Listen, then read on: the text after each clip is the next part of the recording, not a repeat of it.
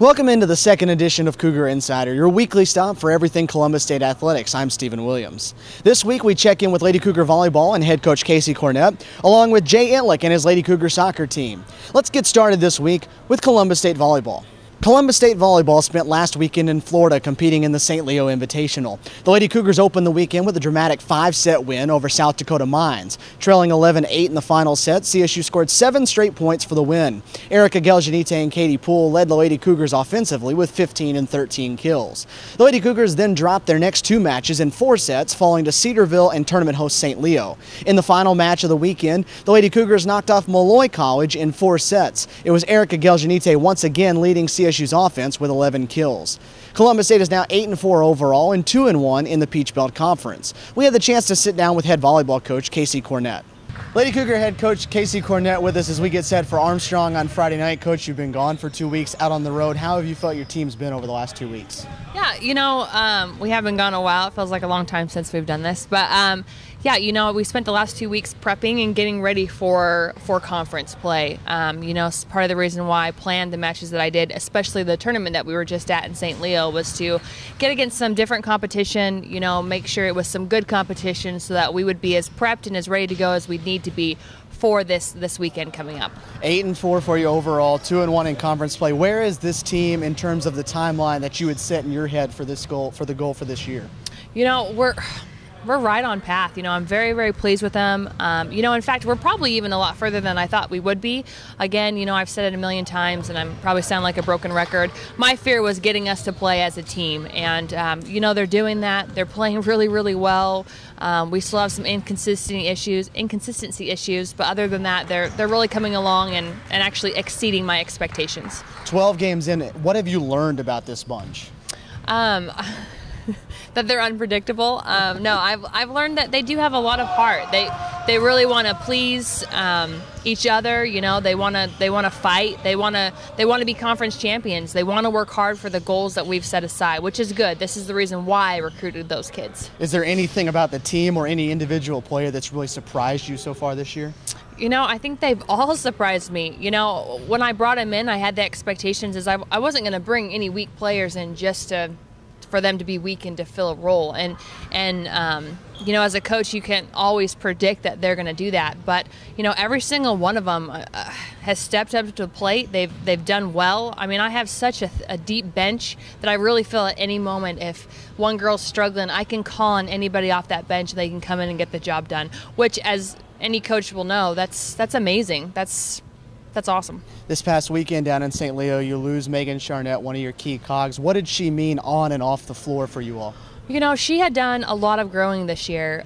Things were a little shaky to start with as we were just kind of getting used to everybody's personalities. But, she had done a lot of growing and developing as a player and was a key component to that starting lineup. To lose her was a pretty big hit. But, on a positive spin, I think she'll be a good person to have on the bench and to continue to talk to her teammates and encourage them as we, try to fill that role. As you look to fill that role, how do you fill the void that she leaves now?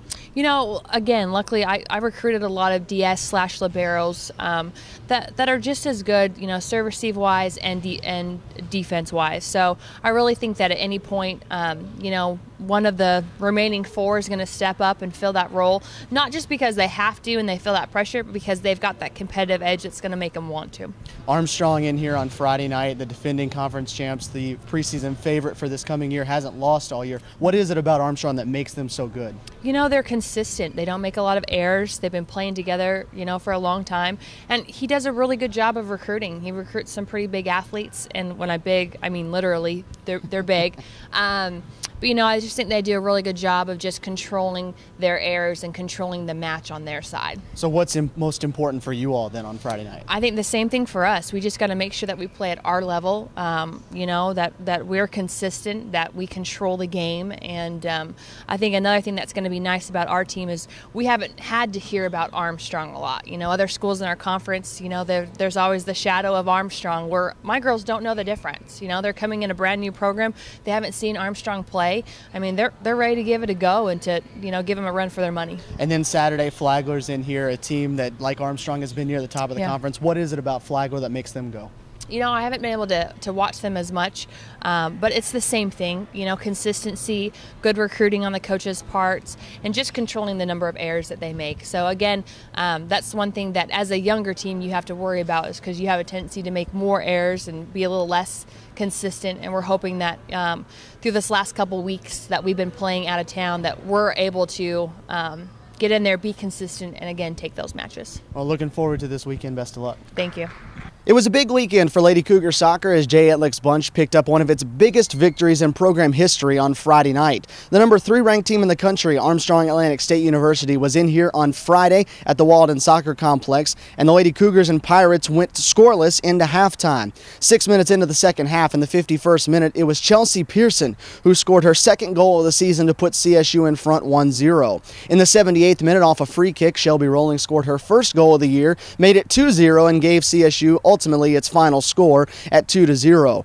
The Lady Cougars picked up their first victory ever in program history over a top 5 opponent, and also snapped a 6-match winless streak in the process to that Armstrong Atlantic State University squad. On Sunday, the Lady Cougars were back here against Lee University, a former NAIA powerhouse, and the Lady Cougars, after being tied at 1 at half and tied at 2 in the second half, tired out in the late stages of that match, ended up falling 4-2 to drop them to 3-3 overall in the season, but leaving them at 1-0 inside the Peach Belt Conference. On Saturday, right here at the Walden Soccer Complex, the Lady Cougars are back in action as they will take on USC Aiken as the Pacers are in town for a Peach Belt Conference matchup. USC Aiken walks in here 4-3 overall and 1-1 inside Peach Belt Conference play.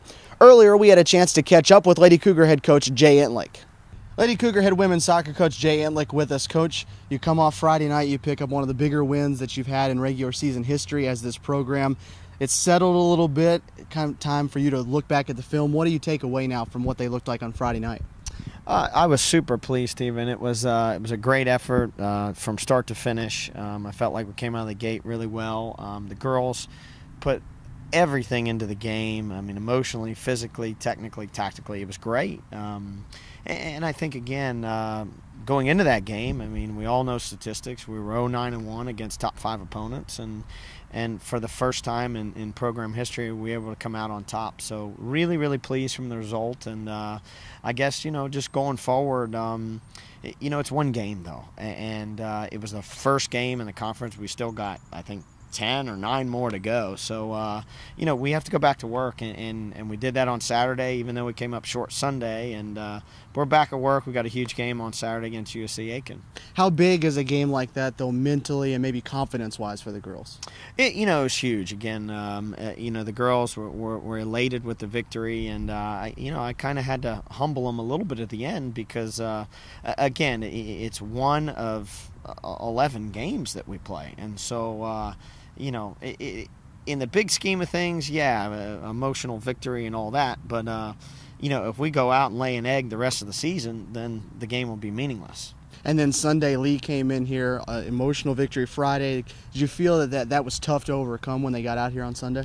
I'm not so sure about that. I think the girls played super hard for about 60, 70 minutes, and then just didn't have anything left in the tank. And so, we really had hoped that some of our kids could come off the bench and help us, but Lee was just too powerful. I mean, credit goes out to Lee. They're a very good soccer team, and for a team that cannot compete for a national championship for 2 more years, a team that can't compete for a Gulf South championship for 2 more years, they were super motivated to play against us. So a lot of credit goes to Matt Yelton and his group.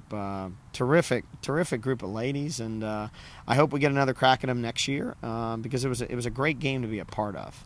You told me about 3 weeks before the season started you knew nothing about this bunch because you were starting over. We're 3 weeks into the season now. What have you learned? Well, I've learned, there's several. There's probably about 10 or 12 of them that have really stepped up and taken ownership of the team, and that's been great. I am still fighting with the other 10 or so to basically kind of instruct them and lead them and guide them to start to take ownership and not settle with the role that they've been given right now. And every day in practice, it's been a challenge to kind of get these other kids who maybe aren't starters to really want to fight and be a part of the culture of this program. You had 6 days in between games. It's your longest stretch between of the year. What were some of the practice points you all have gone through this week? Well, we're trying to move some kids around and shore up some areas that we feel like we are lacking right now. We still need to find a way to score goals and bury teams. I mean, the 3 games that we've won have been a dogfight, and so it would be nice to step on the field and get a 4, 5, 6-0 result where we can be a little bit more comfortable. Our midfield defending needs to get better, so we're trying some new kids in there. Our back line against Lee was not great, to be honest with you. We use terms like Swiss cheese and loads and loads of holes in the back line, so we're trying to fix that. And then lastly, set pieces, we gave up 2 goals on corners, so that's not good, and we want to get better in those areas. Saturday, USC Aiken, and here you mentioned it earlier. What do they bring to the table when they walk in here? Well, USC Aiken is coming off a huge win last night. They beat Young Harris 5-2, scored 5 goals, which heck, we hadn't scored 5 goals all season. So I think they're going to be buzzing and coming in, a lot of energy, and again, as I was talking to other coaches in the BBC, one thing young teams have to get used to is when there's a target on your back, every other team that comes in, they want to crush you, they want to beat you. And so our young kids have got to recognize that with the win over Armstrong, we now have a target on our back, and we've got to be ready for every opponent. Well, we're looking forward to Saturday, Coach. Best of luck. Thank you. Let's take a look at your upcoming schedule for CSU Athletics. The weekend kicks off Friday night as the Lady Cougar volleyball team hosts the defending Peach Belt Conference champions Armstrong at 7 o'clock inside the Lumpkin Center. The Lady Cougars then turn around and welcome Flagler to Columbus Saturday at noon. Also Saturday, the women's soccer team returns to conference action as USC Aiken travels to the Walden Soccer Complex. Play will begin at 3 on Saturday. JD Evilsizer's men's and women's cross-country teams will be in Charlotte, North Carolina on Saturday as they hit the course at 8:30 in the morning for the Charlotte Cross Country Invitational. The Columbus State Rifle team will be in action for the first time Saturday and Sunday as they open up the season at the University of Memphis. And finally, Columbus State Golf returns to the course. The women hit the links Saturday and Sunday at the Lady Bearcat Invitational in Hilton Head, South Carolina, while the CSU men start their season Monday and Tuesday with the Aflac Cougar Invitational at the Country Club of Columbus. That's your Cougar Insider for this week. Remember to connect with Columbus State Athletics on Facebook and Twitter, and make CSUCougars.com your one-stop shop for everything CSU sports. Until next week, I'm Stephen Williams.